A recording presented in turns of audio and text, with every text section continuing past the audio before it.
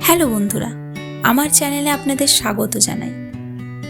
আজকের গল্পের নাম ছায়া সঙ্গী, লিখেছেন হুমায়ুন আহমেদ।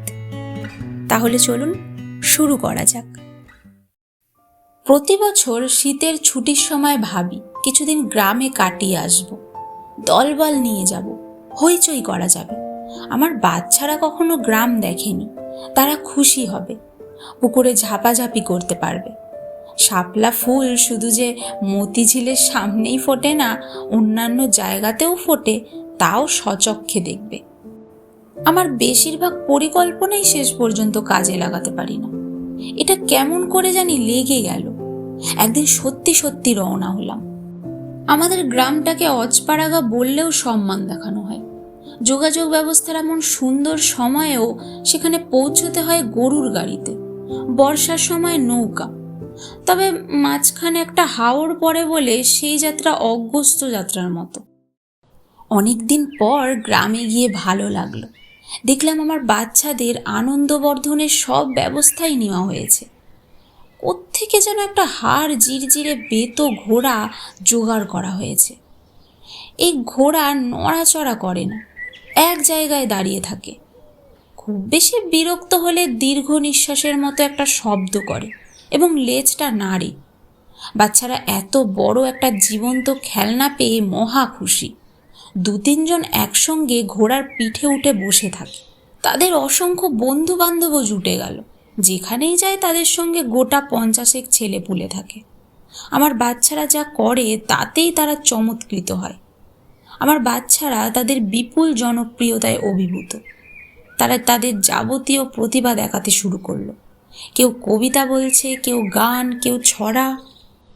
আমি এক গাদা বই সঙ্গে করে নিয়ে গিয়েছিলাম। আমার পরিকল্পনা পুরোপুরি বিশ্রাম নেওয়া, শুয়ে বসে বই পড়া, খুব বেশি ইচ্ছে করলে খাতা কলম নিয়ে বসা। একটা উপন্যাস অর্ধেকের মতো লিখেছিলাম, বাকিটা কিছুতেই লিখতে ইচ্ছে করছিল না। পাণ্ডুলিপি সঙ্গে করে নিয়ে এসেছি, নতুন পরিবেশে যদি লিখতে ইচ্ছে করে। প্রথম কিছুদিন বই বা লেখা কোনোটাই নিয়ে বসা গেল না। সারাক্ষণই লোকজন আসছে। তারা অত্যন্ত গম্ভীর গলায় নানান জটিল বিষয় নিয়ে আলোচনায় উৎসাহী। এসেই বলবে, দেশের অবস্থাটা কি কম দেখি ছোট মিয়া, বড়ই চিন্তাযুক্ত আছি। দেশের হইলটা কি, কি দেশ ছিল আর কি হইল।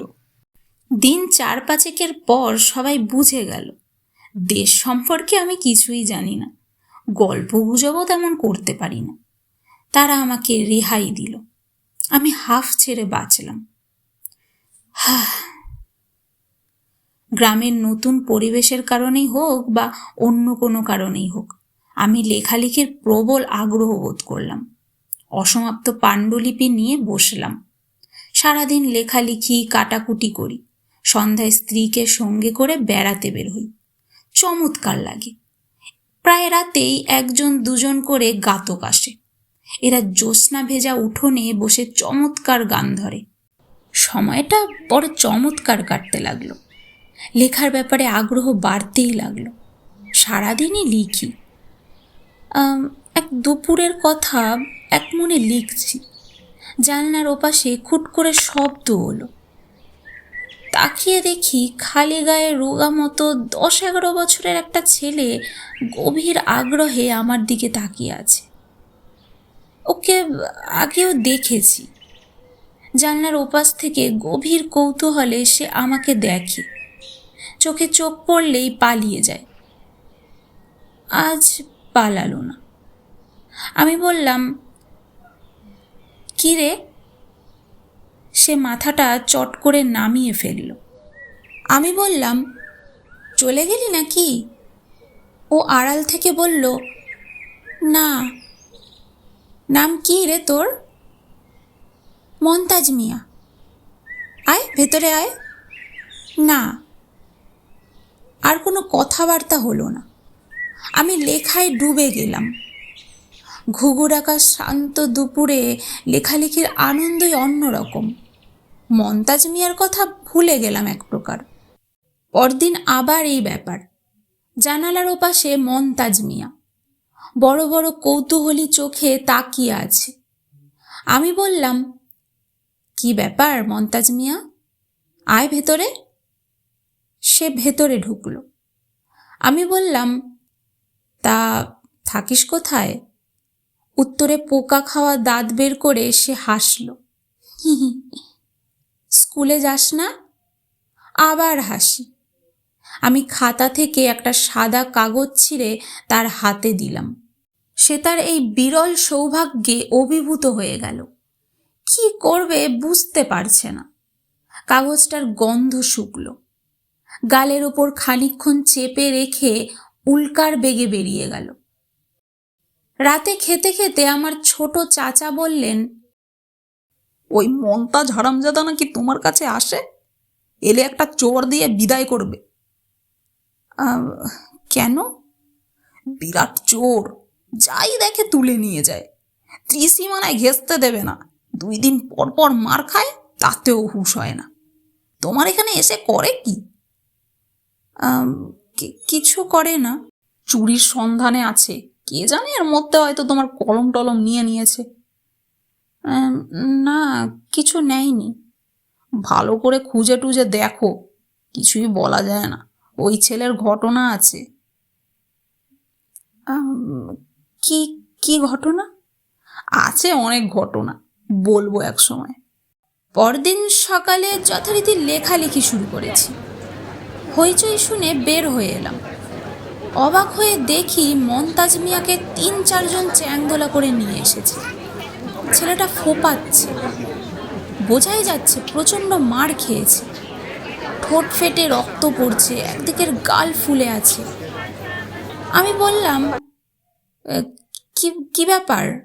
শাস্তিদাতাদের একজন বলল, দেখেন তো এই কলমটা আপনার কি না?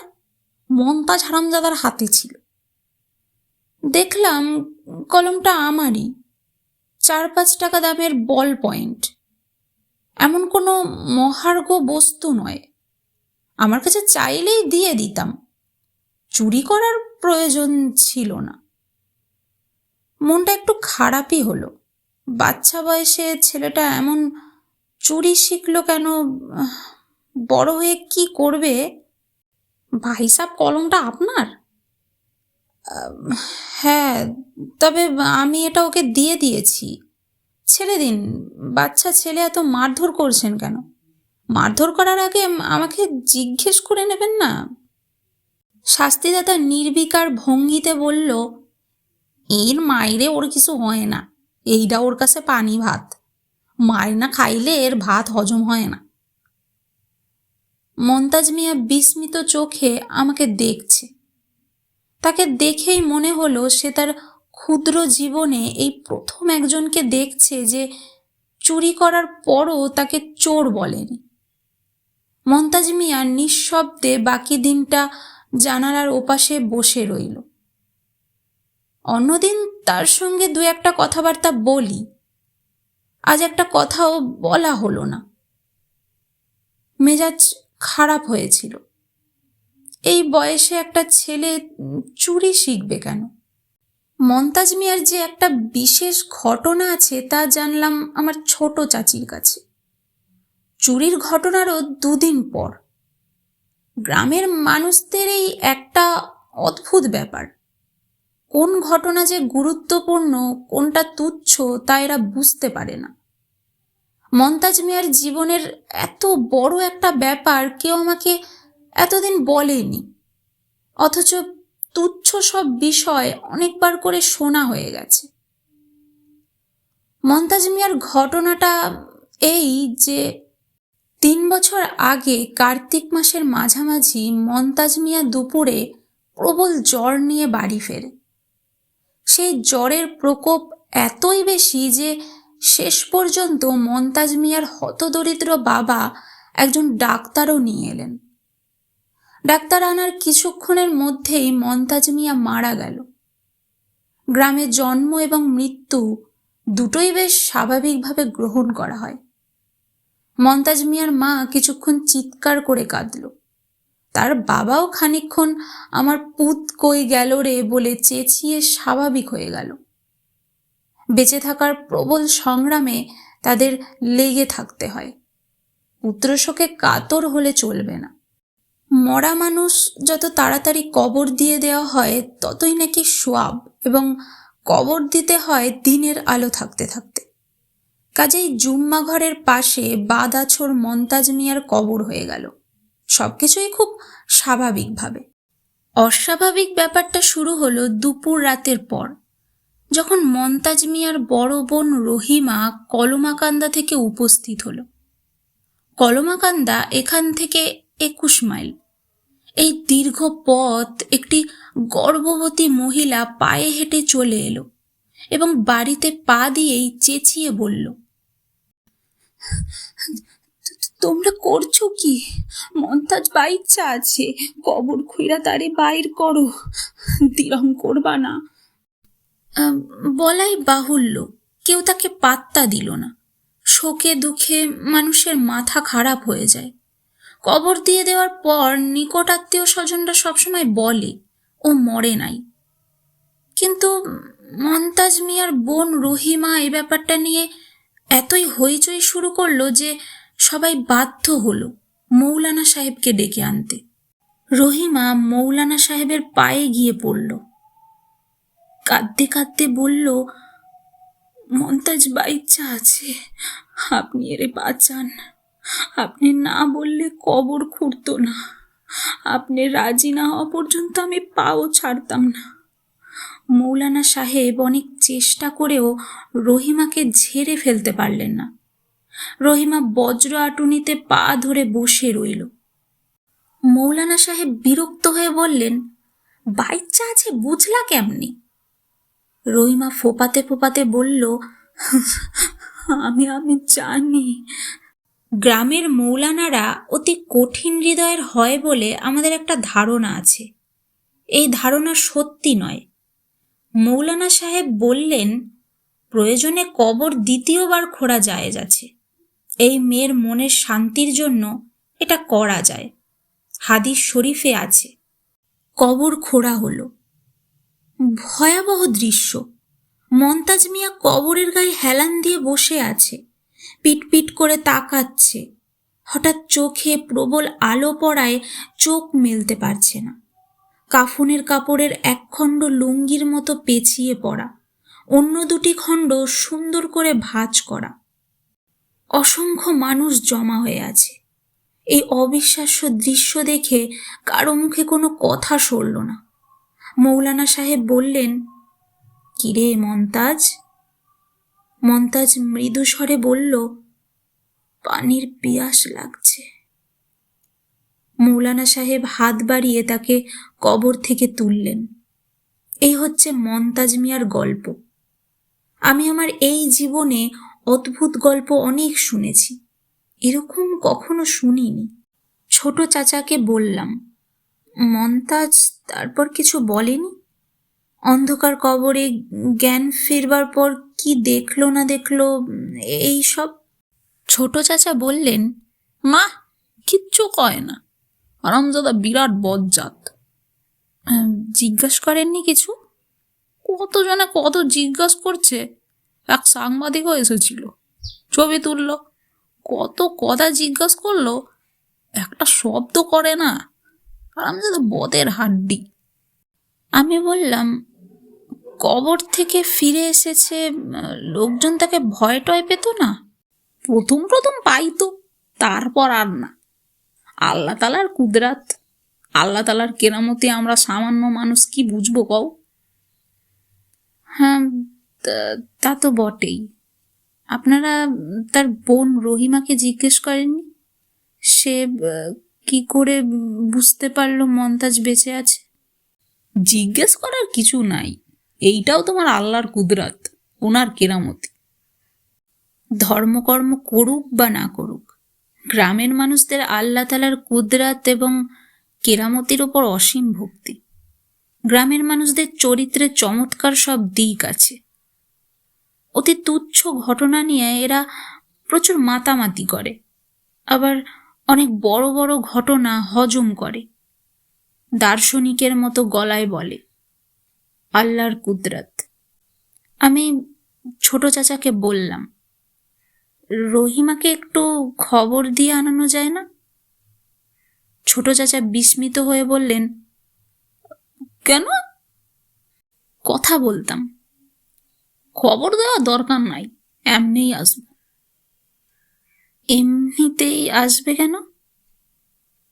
ছোট চাচা বললেন, তুমি পোলাপান নিয়ে আসছো, চারিদিকে খবর গেছে, এই গ্রামের যত মেয়ের বিয়া হইছে সব এখন নাইওর আসবো, এইটাই নিয়ম। আমি অবাকই হলাম। সত্যি সত্যি এটাই নাকি নিয়ম? গ্রামের কোনো বিশিষ্ট মানুষ আসা উপলক্ষে গ্রামের সব মেয়ে নাইওর আসবে। বাপের দেশে আসার এটা তাদের একটা সুযোগ, এই সুযোগ তারা নষ্ট করবে না। আমি আগ্রহ নিয়ে জিজ্ঞাসা করলাম, তা কেউ কি এসেছে? আসবো না মানে? গ্রামের একটা নিয়ম শৃঙ্খলা আছে না? আমি ছোট চাচাকে বললাম, আমাদের আশা উপলক্ষে যেসব মেয়ে নাইওর আসবে তাদের প্রত্যেককে যেন একটা একটা করে দামি শাড়ি উপহার হিসেবে দেওয়া হয়, একদিন খুব যত্ন করে দাওয়াত খাওয়ানো হয়। ছোট চাচা এটা পছন্দ করলেন না, তবে তার রাজি না হয়েও কোনো উপায় ছিল না। আমাদের জমি জমা তিনি দীর্ঘদিন ধরে ভোগ দখল করছেন। গ্রামের নিয়ম মতো একসময় রহিমাও এলো, সঙ্গে 4টি ছোট ছেলে মেয়ে। হতদরিদ্র অবস্থা। স্বামীর বাড়ি থেকে সে আমার জন্য 2টা ডালিম নিয়ে এসেছে। আমার স্ত্রী তাকে খুব যত্ন করে খাওয়ালো। খাওয়ার শেষে তাকে শাড়িটি দেওয়া হলো। মেয়েটি অভিভূত হয়ে গেল। এরকম একটা উপহার বোধহয় তার কল্পনাতেও ছিল না। তার চোখ দিয়ে টপ টপ করে পানি পড়তে লাগলো। আমি তাকে আমার ঘরে ডেকে নিলাম। কোমল গলায় বললাম, কেমন আছো রহিমা? রহিমা ফিস ফিস করে বলল, ভালো আছি ভাইজান। শাড়ি পছন্দ হয়েছে? পছন্দ হইব না কি কন ভাইজান? অত দামি জিনিস কি আমরা কোনোদিন চোখে দেখছি? তো তোমার ভাইয়ের ব্যাপারটা জানতে চাচ্ছিলাম। তো তুমি কি করে বুঝলে ভাই বেঁচে আছে? রহিমা অনেকটা চুপ করে থেকে বলল, কি কি কইরা বুঝলাম আমি নিজেও জানি না ভাইজান। মৃত্যুর খবর শুই না দৌড়াতে দৌড়াইতে আসছি। বাড়ির উঠোনে পাও দিতেই মনে হইল মন্তাজ বাইচ্চা আছে। কি জন্য মনে হলো জানি না ভাইজান, মনে হইল। এরকম কি তোমার আগেও হয়েছে? মানে কোনো ঘটনা আগে থেকেই কি তুমি বলতে পারো? জি না। মন্তাজ তোমাকে কিছু বলেনি? জ্ঞান ফিরলে সে কি দেখলো বা তার কি মনে হলো? জি না। জিজ্ঞেস করনি? করছি, হারামজাদা কথা কয় না। রহিমা আরো খানিকক্ষণ বসে পান টান খেয়ে চলে গেল। আমার টানা লেখালেখিতে ছেদ পড়ল। কিছুতে আর লিখতে পারি না। সবসময় মনে হয় বাচ্চা একটা ছেলে কবরের বিকট অন্ধকারে জেগে উঠে কি ভাবল, কি সে দেখল, তখন তার মনের অনুভূতি কেমন ছিল। মন্তাজ মিয়াকে জিজ্ঞাসা করতে ইচ্ছে করে, কিন্তু আমার মনে হয় জিজ্ঞেস করাটা ঠিক হবে না। সবসময় মনে হয় বাচ্চা একটি ছেলেকে ভয়ের স্মৃতি মনে করিয়ে দেওয়াটা অন্যায় কাজ। এই ছেলে নিশ্চয়ই প্রাণপণে এটা ভুলতে চেষ্টা করছে। ভুলতে চেষ্টা করছে বলেই কাউকে কিছু বলতে চায় না। তবু একদিন কৌতূহলের হাতে পরাজিত হলাম। দুপুরবেলা গল্পের বই নিয়ে বসেছি। পাড়াগার ঝিম ধরা দুপুর। একটু যেন ঘুম ঘুম আসছে। জানালার বাইরে খুট করে শব্দ হলো। তাকিয়ে দেখি মন্তাজ। আমি বললাম, কি খবর রে মন্তাজ? ভালো। বোন আছে না চলে গেছে? গেছে গা। আয় ভেতরে আয়। মন্তাজ ভেতরে চলে এলো। আমার সঙ্গে তার ব্যবহার এখন বেশ স্বাভাবিক। প্রায়ই খানিকটা গল্পগুজব হয়। মনে হয় আমাকে সে খানিকটা পছন্দও করে। এইসব ছেলে ভালোবাসার খুব কাঙাল হয়। অল্প কিছু মিষ্টি কথা, সামান্য একটু আদর, এতেই তারা অভিভূত হয়ে যায়। এই ক্ষেত্রেও তাই ঘটেছে বলে আমার ধারণা। মন্তাজ এসে খাটের এক প্রান্তে বসল, আড়ে আড়ে আমাকে দেখতে লাগলো। আমি বললাম, তোর সঙ্গে কয়েকটা কথা বলি, কেমন? আচ্ছা। ঠিক মতো জবাব দিবি তো? আচ্ছা মন্তাজ, কবরে তুই জেগে উঠেছিলি মনে আছে? আছে। যখন জেগে উঠলি তখন ভয় পেয়েছিলি? না। না কেন? মন্তাজ চুপ করে রইল, আমার দিক থেকে অন্য দিকে চোখ ফিরিয়ে নিল। আমি বললাম, কি দেখলি? চারিদিক অন্ধকার? কেমন অন্ধকার? মন্তাজ এবারও জবাব দিল না।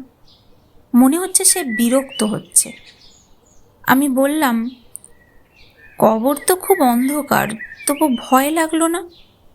মন্তাজ নিচু স্বরে বলল, আরেকজন আমার সাথে ছিল, সেজন্য ভয় লাগে নাই। আমি চমকে উঠে বললাম, আরেকজন ছিল মানে? আরেকজন কে ছিল?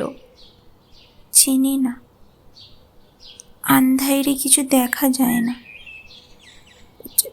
ছেলে না মেয়ে জানি না। সে কি করলো? আমারে আদর করলো আর কইল কোনো ভয় নাই।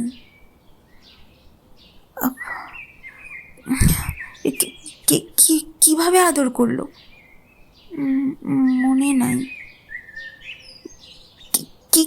কি কথা সে বলল?